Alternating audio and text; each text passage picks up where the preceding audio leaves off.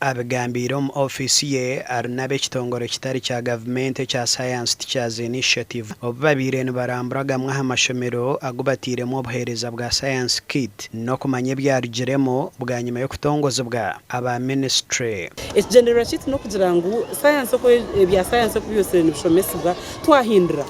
enkore yirekeri yo kushomesa abana kore wano shomesa nko mbergo muntu umurekera chati naro kitera baho yaba wanotero bwongo yara wanotero erisho okutu amatu cone cyo wanoshomesa cone ko kitwe ka Science Teachers Initiative tukore bumbi umwana kibanasho mu bwongo urete kibumbe cyo bwongo acereba acikwataho acimanya konka hari yabigana n'atamu amashomero 20 no kugatungira chance ejo kubona ubuherezo ubu obwa Science Kits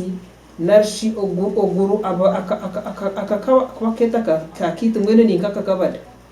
karume bintu binji munonga bikweyamisa ngabashomesa kwegesa abana amashomo ga science bwena hatu batoretire ibintu biroje munonga bikuza kwatsa abana kuba yanashoma nabireba ikimwongera kwata speed omukushoma kwe abashomesa borekere bimwe ahabibanguhire omukushomesa Science Age kandi bashabire government okubatungira obwire nabo okujetegereza ngwe base kubanguhira government kya kutongera mu science equipment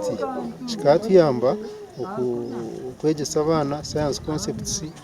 ibintu bimwe omu Science Kit nitunka abashomesa nituntu etagwa kuba nitwegesibwaho tukafuna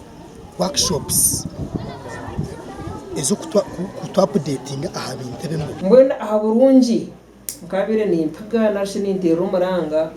aba barukorra bakama b'amashomero agaga abantu buntu kumanya ngo na nyinshi kare y'abana bayaza ko banungi nabo kwegesa ko bakabire nabakwenda kutandikira hasi